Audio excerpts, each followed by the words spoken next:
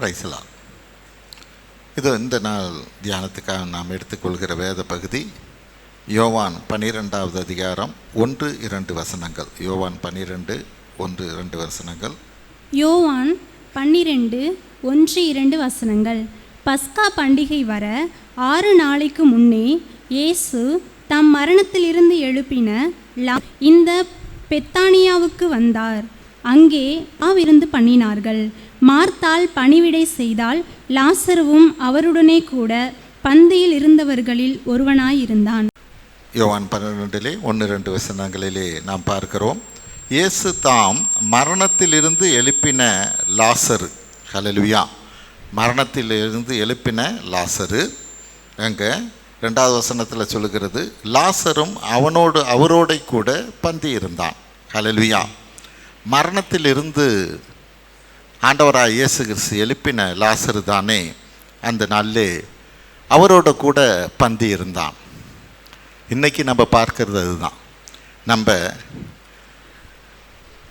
மரணத்திலிருந்து நம்மை ஆண்டவராக இயேசு கிறிஸ்து உயிரோடு உண்மையிலே எழுப்பி இருக்கிறாரா? ஹல்லேலூயா. யோவான் 6:3 என்ன சொல்லுகிறது, மரணத்துக்குள்ளாக ஞானஸ்நானம் பெற்றதை அறியாது இருக்கிறீர்களாங்குது. ஹல்லேலூயா. மரணத்துக்குள்ளாக இருந்த நீங்கள்லாம் ஞானஸ்நானத்தின் வழியாக உயிரோடு எழுப்பப்பட்டதை நீங்கள் அறியாமல் இருக்கிறீங்களா அல்லது மறந்து போயிட்டீங்களா அப்படிங்கிறார். ஆமீன். அங்கே இறந்த லாசரை உயிரோடு எழுப்பினார். அந்த லாசரு கர்த்தரோடு கூட இன்னைக்கு பந்தியிலே அமர்ந்திருக்கிறார். ஆமீன். அப்போ இந்த கர்த்தர் பந்திக்காக வந்திருக்கிற நாம் எல்லாம் தானே அந்த மரணத்திலிருந்து எழுப்பினவர்களாக இருக்கிறோமா? நம்ம இந்த நாளில் அதை யோசிக்கிறவர்களாக இருக்கணும். ரோமர் 6:4 என்ன சொல்லுது, புதிதான ஜீவன் உள்ளவர்களாய் நடந்து கொள்ளும்படிக்கு. இறந்த நம்மளை எல்லாம் உயிரோடு எழுப்பி ஒரு புதிதான ஜீவன் உள்ளவர்களாய் வாழும்படிக்காய் தேவன் நம்மளை எழுப்பி இருக்கிறார். ஹல்லேலூயா. இந்த புதிதான ஜீவன் உள்ளவர்களாய் அப்படிங்கிற காரியத்தில் நம்ம மார்க்கு 4:8 என்ன சொல்லுது, 30, 60, 100 என்றபடியாய் நான் எந்த லெவலில் இருக்கிறேன்? ஆமீன். நான் கர்த்தருக்குள்ளாக எழும்பின காரியத்தில் ஒரு 30% இருக்கிறேனா அல்லது 60% இருக்கிறேனா இல்லை 100% இருக்கிறேனா? ஹல்லேலூயா. ஒருத்தர் அப்படியா ஞானஸ்நானம் எடுக்கிற போது முழுவதுமாக தண்ணீருக்குள்ளே மூழ்கி எடுக்கிற காரியத்தில் அவரை ஞானஸ்நானம் அந்த ஊழியர் கொடுக்குற போது என்ன பண்ணார், டக்குன்னு ஒரு கையை மட்டும் தூக்கிக்கிட்டாராம், முழுசும் நனையாதபடி. ஹல்லேலூயா. ஏன் பிரதர் ஏதோ தடுமாறி அவர் கையை தூக்கிட்டார் போல இருக்கு என்றபடியா அந்த போதகரவர்கிட்ட கேட்குறப்ப, இல்லை இந்த கையால் ஒருத்தனை போட வேண்டியிருக்கு, அந்த ஒரு காரியம் மீதி இருக்குது, அதுக்காக தான் இந்த கையை தண்ணிக்குள்ளே நினைக்கலன்னாவா. ஹல்லேலூயா. புதிதான ஜீவன் உள்ளவர்களாய் வாழுகிற காரியத்தில் நான் பழைய காரியம் என்ன எனக்குள்ளே இன்னமும் இருந்துக்கிட்டு இருக்கு. அதை தான் முன்பே சொன்னேன், 30, 60, 100. ஹல்லேலூயா. நான் கிறிஸ்துவுக்குள்ளாக நான் மரணத்திலிருந்து உயிர்ப்பிக்கப்பட்டேன்னா, மரணங்கிறது முற்றிலுமாக முடிந்து போன காரியம். லாசரு முற்றிலுமாக முடிந்து போன காரியம். அவன் இன்னைக்கு எழும்ப வச்ச ஆண்டவராக இயேசு கிறிஸ்து எழுப்பினோன்னு அவரோடு கூட கர்த்தருடைய பந்தியில் உட்காந்துருக்கிறான். ஹல்லேலூயா. ஒரு புது மனிதனாக உட்காந்துருக்கிறான். ஆமீன். அவன் இந்த காரியத்தை தான் இன்றைக்கி நம்ம தியானிக்க இருக்கிறோம். அப்போ யோவான் 11:32 வசனம் முதல் காரியமாக பார்ப்போம். முதல் காரியம் யோவான் 11:32 வசனம். யோவான் 11:32. இயேசு இருந்த இடத்தில் மரியாள் வந்து அவரை கண்டவுடனே அவர் பாதத்தில் விழுந்து, ஆண்டவரே, நீர் இங்கே இருந்தீரானால் என் சகோதரன் மரித்திருக்க மாட்டான் என்றாள். ஆமென். மரியாள் சொல்றா, நீர் இங்கே இருந்திருந்தீரானால் என் சகோதரன் மரித்திருக்க மாட்டான். ஆமென். அப்படின்னா என்ன? அந்த ஆண்டவராய் இயேசு கிறிஸ்து எனக்குள்ளே இருந்திருப்பாரே ஆனால் நான் மரித்திருக்க மாட்டேன். எதுக்கு? பாவத்துக்கு மரித்திருக்க மாட்டேன். ஹல்லேலூயா. உண்மையிலேயே ஆண்டவர் எனக்குள்ள இருக்கிறாரா? எனக்குள்ள இருக்கிறாரா? எபேசியர் 2:1 என்ன சொல்லுது பாருங்க. எபேசியர் 2:1.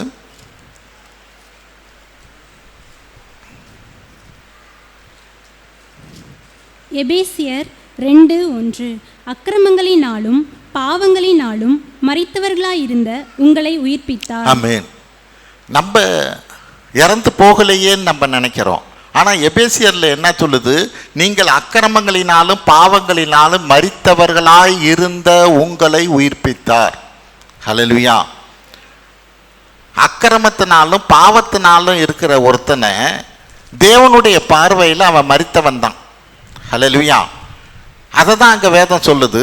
அக்கிரமத்தினாலும் பாவத்தினாலும் மரித்த உங்களை தேவன் உயிர்ப்பித்தார் என்றபடியாய், ஆண்டவராய் இயேசு கிறிஸ்து உயிர்ப்பித்தார் என்றபடியாய். ஆமென். இப்போ இது ஒரு ஆவிக்குரிய மரணமாக இருக்குது.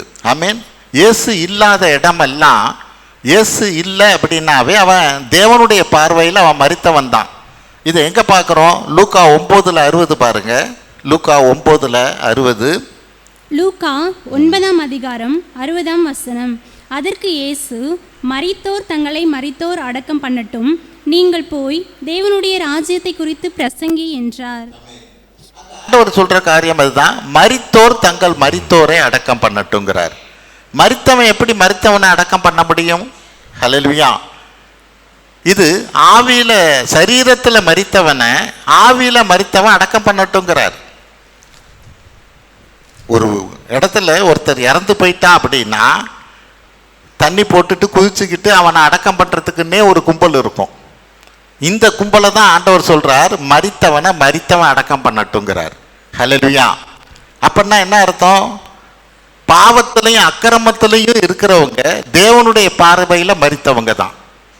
அங்கே அதை மரியாதை அதுதான் கேட்குறான். நீங்கள் இந்த இடத்தில் இருந்திருப்பீர்களே ஆனால் என் சகோதரன் மரித்திருக்க மாட்டானே என்றபடியாய், அந்த ஆண்டவராய் இயேசு கிறிஸ்து எனக்குள் இருந்திருப்பாரே ஆனால் நான் மரிக்க மாட்டேன். பாவத்தினாலும் அக்கிரமத்தினாலும் நான் மரிக்க மாட்டேன். ஹல்லேலூயா. அப்போ இந்த நாளில் அந்த ஆண்டவராய் இயேசு கிறிஸ்து எனக்குள் இருக்கிறாரா? ஆமென். இந்த கர்த்தர் பந்தியில் நான் வந்து உட்காரும்படிக்காய் அவர் எனக்குள்ள இருக்கிறாரா? மரித்தவன் எப்படி இருப்பான்? மரித்தவனுக்கு தன்னை சுற்றி என்ன நடக்குதுன்னே தெரியாது. அப்படித்தானே? மரித்தவன்னா அவனுக்கு தன்னை சுற்றி நடக்கிறது எதுவுமே தெரியாது. ஆனால் நமக்கு என்ன? கர்த்தர் பந்தினாலும் நம்மளை சுற்றி நடக்கிறது தான் தெரியுது. எது தெரியுது? கல்யாணமோ காரியமோ காது குத்தோ, ஹல்லேலூயா, அதுதான் பெருசாக தெரியுது. கர்த்தர் பந்தி பெருசாக தெரியல. ஆண்டவரோடு கூட வந்து உட்கார்ந்து இருக்கிற அந்த லாசருக்கு மற்றதெல்லாம் மரித்ததா மாறிடுச்சு. ஹல்லேலூயா. எனக்கு என்ன சுற்றி இருக்கிறதெல்லாம் நான் உண்மையிலே மரித்தவனாக இருப்பேனானா என்னை சுற்றி நடக்கிற எந்த காரியமும் என்னை பாதிக்காது, ஆண்டவரோடு கூட வந்து கர்த்தர் பந்தியில் உட்காருவதற்கு. ஆமென். நான் இன்னும் மரிக்கல. அப்படின்னா ஹல்லேலூயா, நான் இன்னும் மரிக்கல. மற்ற காரியம்தான் எனக்குள்ளே இருக்குதுன்னா நான் கர்த்தருக்குள்ளே நான் மரிக்காமல் இருக்கிறதுனால தான் மற்ற காரியங்கள் எனக்கு பெருசாக தெரியுது. கர்த்தர் பந்தி ஒரு காரியம் ஒரு பெருசாக எனக்கு தெரியல. ஹல்லேலூயா. அப்போ நான் எனக்கு என்னை சுற்றி இருக்கிற காரியங்களிலெல்லாம் அந்த காரியத்துக்கு நான் மரித்தவனாக இருக்கிறேனா? ஆண்டு மரியாதை கேட்கிறபடி அவர் எனக்குள்ளே இருப்பாரே ஆனால் நான் மரித்திருக்க மாட்டேன். ஹல்லேலூயா. அப்படின்னா இதில் ஏதோ காரியம் இருக்குது. அவர் எனக்குள்ளே இல்லை. ஆமென். எனக்குள்ளே அவர் இல்லை. ரெண்டாவது காரியம் யோவான் 11:39 பார்ப்போம். யோவான் 11:39. யோவான் 11:39. இயேசு கல்லறையை எடுத்து போடுங்கள் என்றார். மரித்தவனுடைய சகோதரியாகிய மார்த்தாள் அவரை நோக்கி, ஆண்டவரே, இப்பொழுது நாருமே, 4 நாள் ஆயிற்றே என்றாள். ஆமென். இப்பொழுது நாருமே. ஹல்லேலூயா. இந்த நாரி போன நம்ம வாழ்க்கையை தான், பாவத்தில் இருந்த இந்த வாழ்க்கையை தான் தேவன் மாற்றினார். ஹல்லேலூயா. மற்றவங்களுக்கெல்லாம் மற்றவங்க பார்க்குறவங்களுக்கெல்லாம் ஒரு நாரி போன நிலைமை. ஆமீன். இது அந்த கல்லை எடுத்தா நாருமேங்கிறா, யார் சொந்த சகோதரியே சொல்றா. ஆமீன். அப்படிப்பட்ட நாரி போன வாழ்க்கை. ஆனால் தேவன் மாற்றினார். ஹல்லேலூயா. நம்ம பாவ வாழ்க்கையை மாற்றிருக்கிறார், நாரி போன வாழ்க்கையை மாற்றிருக்கிறார். ஆமீன். இவன் இந்த பாவத்திலிருந்து விடுதலையே ஆக மாட்டான். அது குடிகாரனோ அல்லது வேற எந்த காரியமோ, இவன் திருந்தவே மாட்டான் என்கிற ஒரு நிலைமை. ஆமீன். ஆனால் இன்னைக்கு நம்மளை தேவன் திருத்தி வைத்திருக்கிறார், நம்மளை மாற்றி வைத்திருக்கிறார். ஹல்லேலூயா. இதே லூக்கா 7:11, லூக்கா 8:41 என்னன்னா, விதவை மகனை எழுப்பப்பட்டது உண்டு, யருவின் மகளை எழுப்பப்பட்டது உண்டு.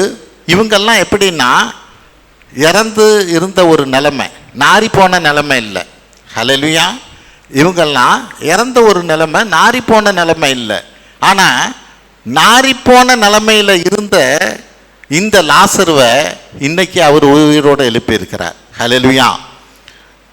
பலர் இருக்கலாம், கிறிஸ்துவுக்குள்ளாக இருக்கிறவங்களில் பலருடைய வாழ்க்கை சில நாரி போன வாழ்க்கையாக இல்லாமல் இருந்திருக்கலாம், ஆண்டவர் அவங்களை கொண்டு வந்திருக்கலாம். ஆனால் நம்ம வாழ்க்கை அப்படி இல்லை, நாரி போன வாழ்க்கையாக இருந்தது, பாவத்தில் இருந்த வாழ்க்கையாக இருந்தது, மரித்து போன வாழ்க்கையாக இருந்தது. நம்மளை எல்லாம் உயிர்ப்பித்தார். ஹல்லேலூயா. நம்மளை உயிரோடு எழுப்ப பண்ணி இருக்கிறார். ரோமர் 6:23 படிப்போம். ரோமர் 6:23. ரோமர் 6:23. பாவத்தின் சம்பளம் மரணம், தேவனுடைய கிருபை வரமோ நம்முடைய கர்த்தராகிய இயேசு கிறிஸ்துவினால் உண்டான நித்திய ஜீவன். ஆமென். பாவத்தின் சம்பளம் மரணம், தேவ கிருபையோ நித்திய ஜீவன். பாவத்தின் சம்பளமாது எப்படி? பாவத்துக்கு சம்பளம் சாத்தான் கொடுக்குது. நீ ஒரு பாவத்தை செஞ்சின்னா சாத்தான் சம்பளம் கொடுக்குது. அந்த சம்பளம் என்னன்னா மரணம். ஹல்லேலூயா. ஆனால் தேவனுடைய கிருபையோ நித்திய ஜீவனை தருகிறவராக இருக்கிறார். ஆமென். வெளிப்படுத்தின விசேஷம் 21:8 என்ன சொல்லுது பாருங்க. வெளிப்படுத்தின சுவிசேஷம் 21:8. பயப்படுகிறவர்களும் அவிசுவாசிகளும் அருவருப்பானவர்களும் கொலை பாதகரும் விபச்சாரக்காரரும் சூனியக்காரரும் விக்கிரக ஆராதனைக்காரரும் பொய்யர் அனைவரும் இரண்டாம் மரணமாகிய அக்கினியும் கந்தகமும் எரிகிற கடலிலே பங்கடைவார்கள். ஆமென். இது இரண்டாம் மரணம். ஹல்லேலூயா. இங்கே ஒரு மரணம் மட்டுமல்ல, ஆவிக்குரிய ஒரு மரணம். உடனே மரணம்னு பலருக்கு என்ன வந்துடும் அப்படின்னா, பரவாயில்லையா எப்படியோ செத்து ஒழிஞ்சா தெரியும். ஆமென். அங்கே போய் நம்ம செத்துடுவோம்ல, பிரச்சனை இருக்காது இல்லைன்னு. அப்படி அல்ல. மரணங்கிறதுக்கான காரியமே என்னன்னா தேவனை விட்டு பிரிந்திருப்பது. ஹல்லேலூயா. அது எப்படி இருக்குங்கிறது, நீங்கள் அந்த இரண்டாம் மரணம் எப்படி இருக்குங்கிறத அவர் எக்ஸ்பிளைன் பண்ணுறதா நம்ம புரிஞ்சுக்கிறதுக்கு தான் இந்த சொல்லப்படுகிறது. அக்கினியும் கந்தகமும் எரிகிற கடலிலே பங்கடைவீர்கள் என்றபடியாய். ஒரு சும்மா வெடிக்கிற போது கூட அந்த மருந்து கையில் பட்டுதுன்னு வச்சுக்கோங்க, அந்த வெடிக்கிற அந்த அதோட எரிச்சல் சுடுற நெருப்பில் சுட்ட எரிச்சலை விட அதிகமாக இருக்கும். ஏன்னா அதில் அந்த கந்தகம் கலந்து இருக்கிறபடினால. அப்படிப்பட்ட இடத்துல தேவன் என்ன சொல்லுகிறார்? அந்த இரண்டாம் மரணத்திலே தள்ளப்படுவோம் என்றபடியாய். ஆமென். அப்படி இருந்த நம்மளை தானே அவர் இப்பொழுது நாருமே என்கிற வாழ்க்கையிலிருந்து ஆண்டவர் நம்மளை தூக்கி எடுத்திருக்கிறார். ஹல்லேலூயா. அந்த பந்தியை அமர்ந்திருக்க அந்த லாசரு, அந்த நாரி போன நிலைமையில் இருந்த அந்த லாசருவை தான் இன்னைக்கு அவரோடு கூட பந்தியில் அவரும்படிக்காக வைத்திருக்கிறார். நம்ம இப்போ வெளிப்படுத்தின விசேஷம் படித்ததில் பயப்படுகிற அந்த பெரிய லிஸ்ட்டு, அந்த லிஸ்ட்டில் பார்த்தீங்கன்னா பயப்படுகிறவர்களும் அவிவிசுவாசிகளும் என்றபடியாக சொல்லப்படுது. இவங்க தான் இரண்டாம் மரணம். அவிவிசுவாசின்னா யாரு? ஆண்டவரை அறியாதவன் அல்ல. ஆண்டவரை அறியாதவனுக்கு அவிவிசுவாசின் பேர் இல்லை. விசுவாசியாக இருந்து ஆண்டவரை விசுவாசிக்காதவனுக்கு பேர் தான் அவிவிசுவாசி. ஆமீன். நான் ஆண்டவரை எனக்கு தெரிஞ்சிருந்தோம், நான் அவரை முழுமையாக விசுவாசிக்காமல் நம்பாமல் இருக்கிறவனுக்கு பேர் தான் அவிவிசுவாசி. ஏன்னா இந்த வேதமே எழுதப்பட்டது கர்த்தரை அறிஞ்சவனுக்கு தான் எழுதப்பட்டது. ஹல்லேலூயா. இந்த வேதத்தை தெரியாதவங்களுக்கு இல்லை. அப்போ தெரிஞ்சவங்களாகிய நமக்கு அங்கே எழுதப்படுகிற என்னன்னா, அவிவிசுவாசி தானே இந்த இரண்டாம் மரணத்துக்கு கந்தகம் இருக்கிற இடத்துக்கு போவான் என்றபடியாய். இப்படிப்பட்ட ஒரு பெரிதான ஒரு தண்டனையிலிருந்து நம்ம நாறிப்போன நம்மளுடைய வாழ்க்கையை ஆண்டவராய் இயேசு கிறிஸ்து மாற்றி இருக்கிறார். ஹல்லேலூயா. இந்த நாளில் அவரோடு கூட பந்தியிலே வந்து அமரும்படிக்காய். மூணாவது காரியம் என்ன? அடக்கம் பண்ணப்பட்ட நிலை. யோவான் 11:38 படிப்போம். யோவான் 11:38. யோவான் 11ஆம் அதிகாரம் 38ஆம் வசனம். அப்பொழுது இயேசு மறுபடியும் தமக்குள்ளே கலங்கி கல்லறையினிடத்திற்கு வந்தார். அது ஒரு குகையாயிருந்தது. அதின்மேல் ஒரு கல் வைக்கப்பட்டிருந்தது. ஆமென். அடக்கம் பண்ணப்பட்ட ஒரு நிலைமை. ஹல்லேலூயா. இந்த நிலையிலிருந்து நம்மளை எல்லாம் தூக்கி எடுக்கிறார். ஆமென். ஆனால் அடக்கம் பண்ணப்பட்ட நிலைன்னா என்ன நிலை? இந்த அடக்கம் பண்ணப்பட்ட ஒரு நிலையில் இருக்கிற ஒருத்தருக்கு என்ன பேசினாலும் காதில் விழாது. ஹல்லேலூயா. என்ன பேசினாலும் காதில் விழாது. அதை தான் ஆண்டவர் சொல்லுகிற காரியம் எல்லாம். அவர்கள் காது இருந்தும் கேளாதவர்கள். ஹல்லேலூயா. காது இருந்தும் காதெல்லாம் இருக்கும். ஆமென். என்ன சொன்னாலும் காதில் ஏறாது. ஏன்னா அவங்க அடக்கம் பண்ணப்பட்ட நிலைமையில் இருக்கிறாங்க. ஆமென். லூக்கா 24:25 படிங்க. லூக்கா 24:25. லூக்கா 24ஆம் அதிகாரம் 25ஆம் வசனம். அப்பொழுது அவர் அவர்களை நோக்கி, தீர்க்கதரிசிகள் சொன்ன யாவையும் விசுவாசிக்கிறதற்கு புத்தி இல்லாத மந்த இருதயம் உள்ளவர்களே. ஆமென். இங்க விசுவாசிக்கிறதுக்கு புத்தி இல்லாத மந்த இருதயம் உள்ளவர்கள், இவங்க தான் அடக்கம் பண்ணப்பட்ட நிலைமை. ஆமென். இந்த அடக்கம் பண்ணப்பட்ட நிலையில இருக்கிறவங்களுக்கு நீ என்ன அட்வைஸ் பண்ணாலும் ஏறவே ஏறாது. நீ 4 முழுக்க அட்வைஸ் பண்ணாலும் ஏறவே ஏறாது. இந்த பொண்ணோட பேசாதன்னு சொல்லி பாருங்க, பேசாம இருக்க மாட்டான். இந்த பையனோட பேசாம இருன்னு பாருங்க, எதுவுமே கேட்க பண்ண மாட்டான். ஆமென். ஏறுமா? ஏறாது. ஏன்னா அவன் அடக்கம் பண்ணப்பட்ட நிலைமையில் இருக்கிறான். ஆமென். குடிக்காதன்னா குடிக்காம இருக்க மாட்டான். ஏன்னா அவன் அடக்கம் பண்ணப்பட்ட நிலைமையில் இருக்கிறான். ஹல்லேலூயா. ஆனால் இவனை மீட்க முடியுமா? முடியும். நம்ப இல்லை, ஆண்டவருடைய சத்தம் கேட்குமானா? யோவான் 5:25 சொல்லுது பாருங்க. யோவான் 5:25. யோவான் 5ஆம் அதிகாரம் 25ஆம் வசனம். மரித்தோர் தேவகுமாரனுடைய சத்தத்தை கேட்கும் காலம் வரும், அது இப்பொழுதே வந்திருக்கிறது. போதும். அங்க என்ன சொல்லுது? மரித்தோர் தேவகுமாரனுடைய சத்தத்தை கேட்கும் காலம் வரும் அப்படின்னு சொன்னதோட அது இப்பொழுதே வந்திருக்குங்கிறார். ஆமென். இந்த மரித்த லாசருக்கு எவ்வளவோ அங்கே மோளம் கொட்டியிருப்பாங்க, என்ன பண்ணியிருப்பாங்க, எத்தனை நாளாக அந்த இடத்துல வச்சிருந்து எல்லா காரியமும் செஞ்சுருப்பாங்க. அப்போ அதெல்லாம் அவனுக்கு காதிலே விழல. இன்னைக்கு 3 நாள் 4வது நாள். ஆனால் இந்த 4வது நாள் அடக்கம் பண்ணப்பட்ட நிலைமையில் கல்லறைக்குள்ளே இருக்கிற அந்த லாசருவை ஆண்டவராக இயேசு கிறிஸ்து லாசரு வான்னாக்கா அவன் எந்திரிச்சு வர்றான். இங்கே அதுதான் சொல்லுது, மரித்தோர் தேவகுமாரனுடைய சத்தத்தை கேட்கும் காலம் வரும், அது இப்பொழுதே வந்திருக்கு. ஹல்லேலூயா. அப்படின்னா என்ன? ஒருவேளை இப்படிப்பட்டதான காரியத்தில் இருக்கிறவங்க, ஏதோ ஒரு கட்டுனால பிரச்சனையினால இருக்கிறவங்களுக்கு நம்ம என்னதான் சொன்னாலும் அவங்களுக்கு உள்ள ஏறாது. ஹல்லேலூயா.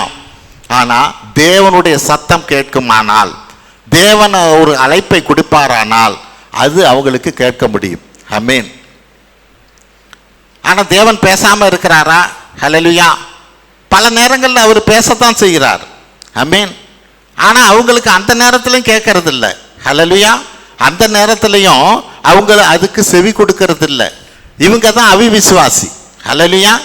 காதில் விழுந்தாலும் அதை கேட்காம இருக்கிற இவங்க தான் அவிவிசுவாசி. அவங்களுடைய காரியம் அந்த கந்தகம் எரிகிற இடத்துக்கு போகும்படியான காரியமாக இருக்கும். அது இங்கே ஆரம்பிக்கும். ஹல்லேலூயா.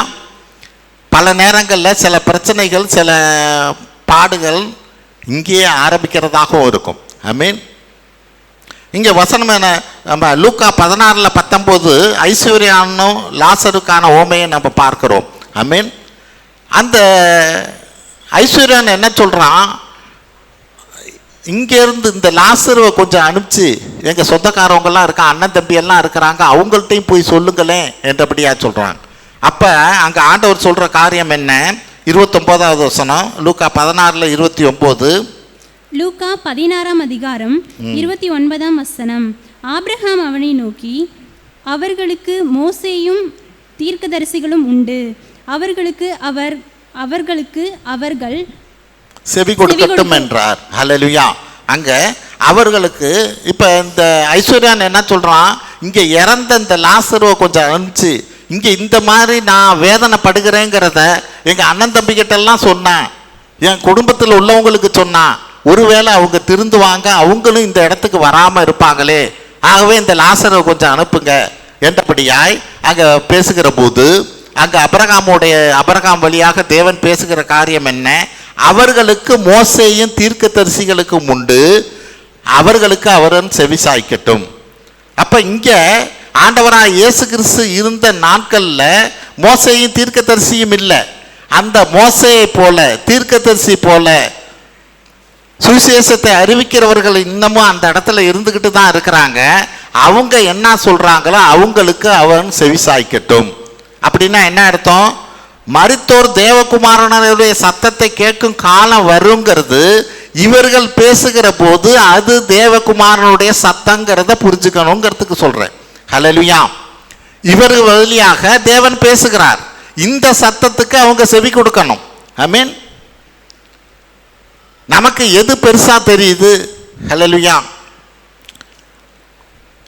நம்ம எதை மேல ஒரு ஆசையை அன்பை அதிகமாக கிறிஸ்துவுக்கு மேலாக வைத்திருக்கிறோமோ அதுதான் அவங்களுக்கு பெருசா தெரியும். ஆமென். அப்ப அவங்களுக்கு அது ஒரு அடக்கம் பண்ணப்பட்ட நிலைமை, உண்மையை புரிஞ்சு கொள்ள முடியாது. ஹல்லேலூயா. எந்த சத்தமும் கேட்காது. ஹல்லேலூயா. எந்த சத்தமும் கேட்காது. அவங்க அதுலேருந்து வெளியே வரவே முடியாத ஒரு நிலைமை அவங்க. ஏன்னா அந்த காரியத்தில் எந்த காரியமோ அதில் அவர்கள் அடக்கம் பண்ணப்பட்ட நிலைமை. ஒரு திராசை வைப்போம்னா வாலிப பிள்ளைங்களுக்கு ஒரு பக்கம் பையனோ பொண்ணோ ஒரு திராசில், இன்னொரு திராசில் அவங்க அப்பா அம்மா நின்னா எது அடிக்கும்னு நீங்கள் நினைக்கிறீங்க? அவங்க பிரியப்படுற எந்த பொண்ணோ பையன் தான் வெயிட்டாக தெரியும், அப்பா அம்மா வெயிட்டாக தெரியாது. இல்லை சபையே அந்த திராசில் போய் உக்காந்தா கூட வெயிட்டாக தெரியாது. ஹல்லேலூயா. அவங்க விருப்பப்படுறது தான் அதிகப்படியான வெயிட்டாக தெரியும். ஐ மீன், ஏன்னா அவங்க அடக்கம் பண்ணப்பட்ட நிலைமையில் இருக்கிறாங்க. எது சரிங்கிறத உணரவோ புரிந்து கொள்ளவோ முடியாத நிலைமையில் இருக்கிறாங்க. ஹல்லேலூயா. தேவனுடைய சத்தம் வரும். இங்கே சொன்னது போல அதுக்கான அது இப்பொழுதே வந்திருக்கிறது என்றபடியாய் அங்கே வசனம் என்ன சொல்லுது, மரித்தோர் தேவகுமாரனுடைய சத்தத்தை கேட்கும் காலம் வரும், அது இப்பொழுதே வந்திருக்குது. அந்த இப்பொழுதே வந்திருக்குங்கிற அந்த இப்பொழுது கிடைக்கிற அந்த சத்தம் அவர்களுக்குள்ள வேலை செய்யாது. ஹல்லேலூயா. அவர்களுக்குள்ள அது வேலை செய்யாது. ஆமென். அந்த சமாரியா பெண்ணோட பேசுனது போல உன்னோட பேசுகிற நானே அவர் அப்படின்னு சொன்னாலும் இவ மெசியாவான்னு எனக்கு தெரியல, எல்லாம் வந்து பாருங்கன்னு மற்றவங்கள்ட்ட தான் ஓடி போய் சொல்றான். ஹல்லேலூயா. உன்னோட பேசுகிற நானே அவர்னு ஆண்டவர் இயேசு கிறிஸ்துவே நேரா வந்து சொன்னாலும் இதை தான் அங்கே சொல்றாரு. ஹல்லேலூயா. அங்கே இறந்தவன் உயிரோட போனால் மட்டும் அவங்க நம்ப மாட்டாங்க, அதுக்கு மோசையும் தீர்க்கதரிசியும் இருக்காங்கங்கிறன்னு. இப்படிப்பட்டவங்களுக்கு ஆண்டவர் இயேசு கிறிஸ்துவே நேராக வந்து சொன்னாலும் தானே நம்ப மாட்டாங்க, ஏன்னா அவங்க அடக்கம் பண்ணப்பட்ட நிலைமையில் இருக்கிறாங்க. ஹல்லேலூயா. 4வது காரியம், லாசருவே வெளியே வா. யோவான் 11:43. யோவான் 11:43. யோவான் 11ஆம் அதிகாரம் 43ஆம் வசனம். இவைகளை சொன்ன பின்பு லாசருவே வெளியே வா என்று உரத்த சத்தமாய் கூப்பிட்டார். ஹல்லேலூயா. அடக்கம் பண்ணப்பட்ட நிலைமை, கல்றைக்குள்ள இருக்கிற நிலைமை. ஹல்லேலூயா. லாசருவே வெளியே வான்னு ஆண்டவராக இயேசு கிறிஸ்து அழைக்கிற போது அவன் எழும்பி வெளியே வருகிறான். ஹல்லேலூயா. இது ஒரு தனிப்பட்ட அழைப்பு. ஆமென். பேரை சொல்லி லாசருவே வெளியே வாங்கிறது ஒரு தனிப்பட்ட அழைப்பு. அதனால இங்கே எல்லாத்துக்கும் வந்து ஆண்டவர் பேரை சொல்லி அழைப்பார்னு நினச்சிடக்கூடாது. ஆமென். நமக்கு எனக்கு தனிப்பட்ட முறையில் ஆண்டவர்கிட்டேருந்து ஒரு வார்த்தை வருகிற போது வெளியே வான்னு வர்ற போது நான் வெளியே வர்றவனா இருக்கணும். இது ஆபிரகாமுக்கு வந்தது. ஹல்லேலூயா. ஆபிரகாமே நீ வெளியே வா, உன் நாட்டை விட்டு, இனத்தை விட்டு, சொந்தத்தை விட்டு நீ வெளியே வான்னுங்கிற ஒரு அழைப்பு ஆபிரகாமுக்கு வருகிற போது அவன் சொந்த பந்தத்தை பார்க்கல. ஹல்லேலூயா. அவன் இருந்த இடத்தை பார்க்கல, அவர் இனத்தை பார்க்கல. ஹல்லேலூயா. அவன் வெளியே வந்தான். ஆமென். இங்கே ஆண்டவர் அந்த லாசருவை அப்படி தான் கூப்பிடுறார். ஹல்லேலூயா. அப்போ ஆபிரகாமை போல நான் குடும்பத்தை பார்க்குறவனா இருக்கக்கூடாது, நான் வேலையை பார்க்குறவனா இருக்கக்கூடாது, என்னுடைய எதிர்காலத்தை பார்க்குறவனா இருக்கக்கூடாது. வெளியே வானா வெளியே வரணும். போகும் இடம் இன்னது என்று அறியாமல் போனாங்கிறது தான் முக்கியம். ஹல்லேலூயா. எதிர்காலத்தை பற்றி உடனே ஒரு பெரிய ஸ்கெட்சு ஆண்டவர் கொடுக்கவே மாட்டார். ஆமென். ஏன்னா நீ விசுவாசத்தில் வளர கற்றுக்கணும். ஹல்லேலூயா. விசுவாசத்தில் வளர கற்றுக்கணும். உன்னை ஆண்டவர் அழைக்கிறான்னா வெளியே வந்து தான் ஆகணும். வர்ற போது தான் தேவன் உன்னை சீமானா உயர்த்த முடியும். ஹல்லேலூயா. ஏன்னா நீ அவர் மேல் வைத்த விசுவாசத்துக்காக, நம்பிக்கைக்காக தேவன் நிச்சயமாக அவர் உயர்த்துகிறவராக இருக்கிறார். ஆமென். அப்படி தேவன் தாமே நம்ம அவருடைய அழைப்பு வருகிற போது நான் உடனே வெளியே வர்றவனா இருக்கணும். ஆமென். இது மிக மிக முக்கியமானது. தேவன் ஒரு குறையுமே வைக்க மாட்டார். நாங்கள் 2 பேருமே நல்ல வேலையில் தான் இருந்தோம். 2 பேர்த்து சம்பளத்தையும் விட்டுட்டு வெளியே வர்றதுங்கிறது சாதாரண காரியமா? எவ்வளோதான் உங்களுக்கு சொத்து சுகம் இருக்கட்டுமே. ஹல்லேலூயா. ஆனால் தேவன் வெளியே வாங்குற போது வெளியே வர்றோம். ஹல்லேலூயா. இன்னைக்கு ஒரு குறையும் இல்லாமல் தேவன் வைத்திருக்கிறார். ஆமென். நம்ம வெளியே வாங்குற சொல்லுகிற போது எதையும் எதிர்பார்க்காதபடி, எதையும் யோசிக்காதபடி தேவன் என்னை அழைத்திருக்கிறார் என்றபடியாய் நான் விசுவாசத்தில், அதுதான் பலர் சொல்லுவாங்க, ஆண்டவராக இயேசு கிறிஸ்துவை எதனாலையும் கட்ட முடியாது, உன்னுடைய விசுவாசத்தினால மட்டும்தான் அவரை நீ கட்டலாம்பாங்க. ஹல்லேலூயா. அப்போ இன்னைக்கு நான் விசுவாசத்தில் தேவன் என்னை அழைக்கிறார்னா நான் வெளியே வருகிறவனாக இருக்கணும். அதில் 44வது வசனம், யோவான் 11:44. யோவான் 11ஆம் அதிகாரம் 44ஆம் வசனம். அப்பொழுது மரித்தவன் வெளியே வந்தான், அவன் கால்களும் கைகளும் பிரேத சீலையினால் கட்டப்பட்டிருந்தது. போதும், நல்லா யோசிச்சு பார்ப்போம். அந்த வசனம் என்ன சொல்லுது? மரித்தவன் வெளியே வந்தான், ஆனா அவன் கால்களும் கைகளும் பிரேத சீலைகளால் கட்டப்பட்டிருந்தது. எப்படி கையும் காலும் கட்டப்பட்டு இருந்த ஒருத்தன் வெளியே வந்தான்? ஹல்லேலூயா. நீ ஆண்டவரோட அழைப்பை அறிஞ்சு புரிஞ்சு நீ வெளியே வந்தாதான் அதுக்கப்புறம் அவர் என்ன சொல்றார்? இவனை கட்டவிழ்த்து விடுங்கள். ஹல்லேலூயா. முதல்ல அந்த அழைப்பு வந்தோடனே கட்டோட தான் வெளியே வர்றான். வசனம் அப்படிதான் இருக்குது. அப்பொழுது மரித்தவன் வெளியே வந்தான், அவன் கால்களும் கைகளும் பிரேத சீலையினால் கட்டப்பட்டு இருந்தது, அவன் முகமும் சீலையால் சுத்தப்பட்டு இருந்தது. இயேசு அவர்களை நோக்கி இவனை கட்டவிழ்த்து விடுங்கள் என்றார். அப்படின்னா என்ன அர்த்தம்? உனக்கு இருக்கிற எந்த கட்டா இருக்கட்டும், ஹல்லேலூயா, அது குடும்ப கட்டா இருக்கட்டும், சம்பள கட்டா இருக்கட்டும், வேலை கட்டா, எந்த கட்டு, ஹல்லேலூயா, அதோட தான் உன்னை கூப்பிடுறார், அதோட தான் நீ வரணுங்கிறார். நீ வந்தாதான் உன்னை கட்ட அழுத்து விடுவார். ஹல்லேலூயா. நீ என்ன நினைக்கிற? என்னை கட்ட அழுத்து விடட்டும், அப்புறமேல் நான் வர்றேன்னு நீ நினைக்கிற. ஹல்லேலூயா. ஆனால் அவரோட காரியம் என்ன? அவருக்கு முதல்ல ரெஸ்பான்ஸ் முக்கியம். அவர் கூப்பிட்ட குரலுக்கு நீ ரெஸ்பான்ஸ் கொடுக்கணும். ஆமென். நீ அதுக்கு ஆம் சொல்லணும், அதுக்கு நீ வெளியே வரணும். ஹல்லேலூயா. வெளியே வந்தினாதான் கட்டுகளை எல்லாம் அவர் அவிழ்த்து விடுவார். ஹல்லேலூயா. அப்போ இன்னைக்கு அப்படிப்பட்ட ஒரு நிலைமையில் இருக்கிறவங்க நம்ம வெளியில் வரணும். என் கட்டுகள் ஏன் அவிழ்க்க மாட்டேங்குது? எத்தனையோ வருஷங்கள் ஆயும் என் குடும்பத்தில் இருக்கிற கட்டுகள் ஏன் அவிழ்க்க மாட்டேங்குதுன்னா, அவர் பல முறை உன்னோட பேசியும் நீ கால் எடுத்து வைக்கவே மாட்டேங்கிற. ஹல்லேலூயா. அங்கே யோசுவாவில் 3வது அதிகாரத்தில் என்ன சொல்லுறது? 14-15, ஆசாரியரின் கால்கள் தண்ணீரிலே ஓரத்திலே பட்டவுடனே தண்ணீர் குவியலாக நின்றது. கரை புரண்டு ஓடுகிற யோர்தான், நீ காலை வைங்கிறார். நமக்கு என்ன? கரை புரண்டு ஓடுகிற வெள்ளத்தில் ஓடுகிற அந்த ஆற்றுல நம்ம காலை வச்சா நம்மளை இழுத்துட்டு போயிடுமே என்றபடியாக நம்ம பயப்படுறோம். ஆனால் அவர் என்ன சொல்கிறார், அதில் நீ காலை வை, அப்போ தான் தண்ணி தனியாக பிரியுங்கிறார். ஹல்லேலூயா. அது குவியலாக நின்றது என்று வேதம் சொல்லுகிறது. ஆமென். அப்போ தேவனுக்கு முக்கியமானது அவர் அழைத்த அழைப்புக்கு முதல்ல ரெஸ்பான்ஸ் கொடுக்கணும். அவர் சொன்ன காரியத்துக்கு முதல்ல கால் எடுத்து வைக்கணும். இது வச்சா மட்டும்தான் நம்மளுடைய கட்டுகள் எல்லாம் தானே அவிழ்க்கப்படும். லூக்கா 9:62 என்ன சொல்லுது பாருங்க. லூக்கா 9:62. லூக்கா 9:62.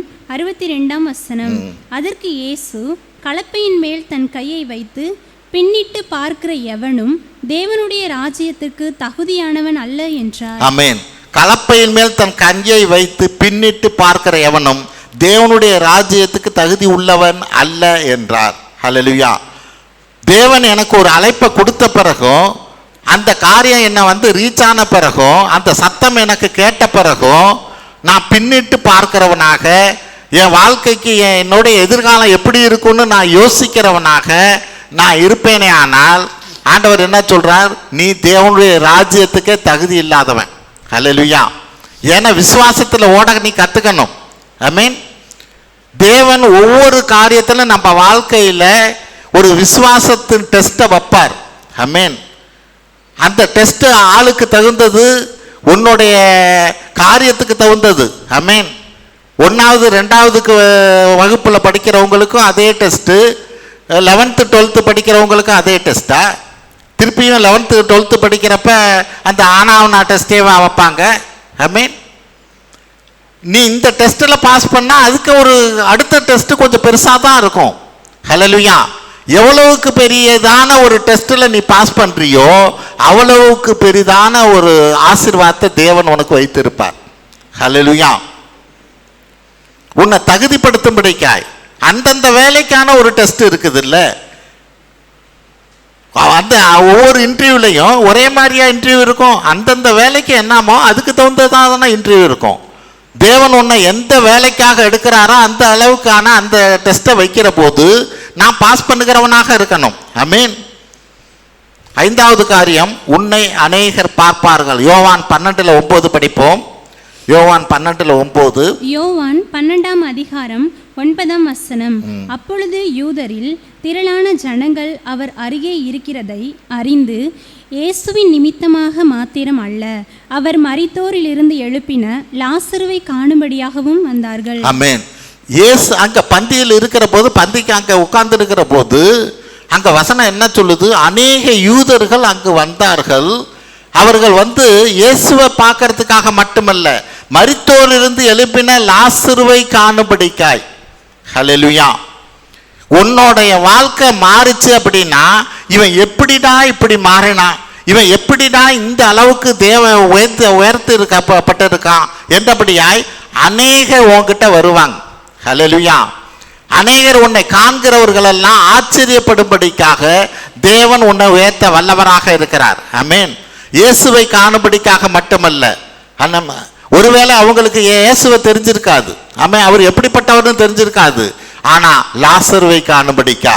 ஏன்னா மரித்தவன், மரித்து 3 நாளைக்கு மேல ஆனவன். ஹல்லேலூயா. எல்லாரும் போய் தான், ஊரே போய் தான் அடக்கம் பண்ணுச்சு.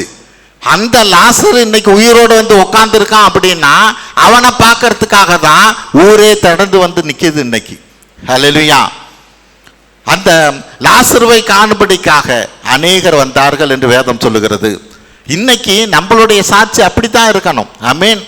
மரித்த நான் இன்னைக்கு உயிரோடு, நான் பாவத்தில் மரித்திருந்த என்ன ஆண்டவராய் இயேசு கிறிஸ்து என்னை உயிரோடு எழுப்பி இருக்கிறபடினா என்னை காணும்படிக்காய். ஹல்லேலூயா. என்னை காணும்படிக்காய் அநேகர் வருவாங்க. ஆமென். சாத்தான் இதுல தந்திரமா வேலை செய்யும். ஹல்லேலூயா. என்ன தந்திரமா வேலை செய்யும்? நான் உயிரோட எழும்பியிருப்பேன், ஆனா கர்த்தரோடு கர்த்தர் பந்தியில் மட்டும் உட்கார மாட்டேன், ஊரெல்லாம் சுத்திக்கிட்டு இருப்பேன். ஹல்லேலூயா. மற்றவங்களுக்கெல்லாம் தெரியட்டுங்கிறதுக்கு அது மாமிச முயற்சி. ஹல்லேலூயா. அது மாமிச முயற்சி. ஒருவேளை நான் இன்னைக்கு அதிகம் படிச்சிருக்கலாம். ஹல்லேலூயா.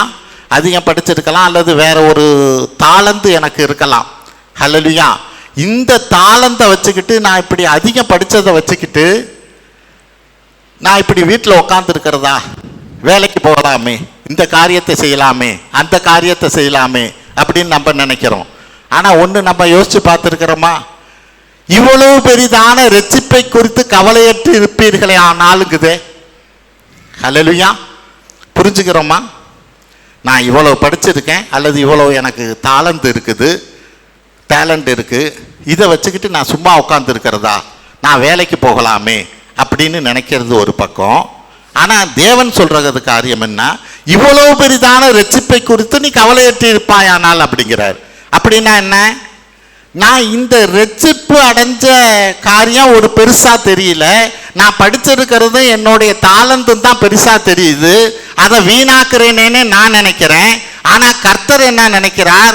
இவ்வளவு பெரிதான ரட்சிப்பை நீ வீணாக்கிக்கிட்டு இருக்கிறியே, அதை மற்றவங்களுக்கு சொல்லலையேங்கிறார்.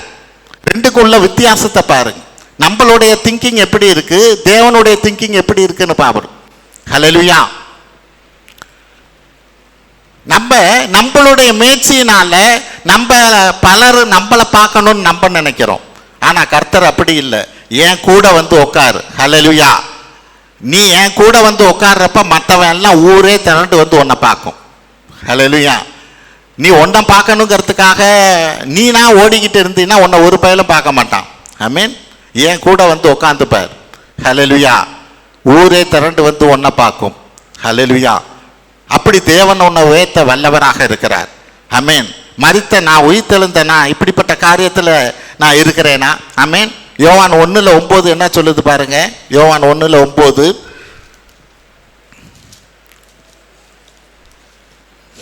யோவான் 1:9 உலகத்திலே வந்து எந்த மனுஷனையும் பிரகாசிப்பிக்கிற ஒளியே அந்த மெய்யான ஒளி. ஆமீன். எந்த மனுஷனையும் பிரகாசிப்பிக்கிற ஒளி அந்த ஆண்டவராக இயேசு கிறிஸ்து. ஆமீன். அது எப்படிப்பட்ட பாவத்தில் இருந்தவனாக இருக்கட்டும், அல்லது அவனுக்கு எந்த ஒரு தகுதியுமே இல்லாதவனாக இருக்கட்டும். ஹல்லேலூயா. வேதம் சொல்லுகிறது, பேதுருவும் யோவானும் எழுத படிக்க தெரியாதவர்கள், பேதமைகள் என்றபடியாய். ஆனா அந்த பேதுரு எழுந்து பேசுகிற போதுதான் ஃபர்ஸ்ட் முதல் டாக்கிலே 3000 பேர் ரட்சிக்கப்படுறாங்க. எழுத படிக்க தெரியாதவன், பேதமையாக இருந்தவன். ஹல்லேலூயா. ஏன்னா வசனாங்க என்ன சொல்லுது? எந்த மனுஷனை பிரகாசிக்கிற அந்த ஒளி அவனுக்குள்ள இருந்தது. ஆமீன். இன்னைக்கு அதுதான் தேவை. எந்த மனுஷனை பிரகாசிக்கிற அந்த ஆண்டவராக இயேசு கிறிஸ்துவின் ஒளி எனக்குள்ள இருக்குமானா, ஆமீன், எல்லாம் என்னை நோக்கி பார்ப்பாங்க. ஹல்லேலூயா. நான் அநேகருக்கு வெளிச்சமாக இருப்பேன். 1 பேதுரு 2:9 என்ன சொல்லுது? 1 பேதுரு 2:9. 1 பேதுரு 2:9. நீங்களோ உங்களை அந்தகாரத்தினின்று தம்முடைய ஆச்சரியமான ஒளியினிடத்திற்கு வரவழைத்தவருடைய புண்ணியங்களை அறிவிக்கும்படிக்கு தெரிந்து கொள்ளப்பட்ட சந்ததியாயும் ராஜரீக ஆசாரிய கூட்டமாயும் பரிசுத்த ஜாதியாயும் அவருக்கு சொந்தமான ஜனமாயும் இருக்கிறீர்கள். ஆமென். நீங்களோ உங்களை அந்தகாரத்திலிருந்து தம்முடைய ஆச்சரியமான ஒளியினிடத்துக்கு வளைவழைத்தவருடைய அதாவது நோக்கம் என்ன? அந்தகாரத்தில் இருந்த உங்களை அந்த ஆச்சரியமான ஒளியிடத்துக்கு அழைத்ததோட நோக்கம் என்ன? அவருடைய புண்ணியங்களை அறிவிக்கும்படி தெரிந்து கொள்ளப்பட்ட சந்ததி. ஹல்லேலூயா. தேவன் எதுக்கு உங்களை அழைத்தார்? அந்த அந்தகாரத்தில் இருந்த, பாவத்தில் இருந்த, மரித்து போயிருந்த, அடக்கம் பண்ணப்பட்ட நிலைமையில் இருந்த உன்னை தேவன் அழைத்தது எதுக்காக? ஹல்லேலூயா. உன்னை மீண்டுமாய் உயிர் பெறும்படிக்காக தேவன் உன்னை எழுப்பினது எதுக்காக? அவருடைய புண்ணியங்களை அறிவிக்கும்படிக்காய் தெரிந்து கொள்ளப்பட்ட சந்ததியாக இருக்கிற, ராஜரீக ஆசாரிய கூட்டமாக இருக்கிற, பரிசுத்த ஜாதியாக இருக்கிற, அவருடைய சொந்த ஜனமாக இருக்கிற.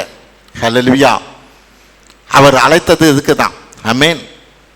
அந்த காலத்தில் பிடியில் இருந்த உன்னை அழைச்சவர் அவர் தான். ஆமென்.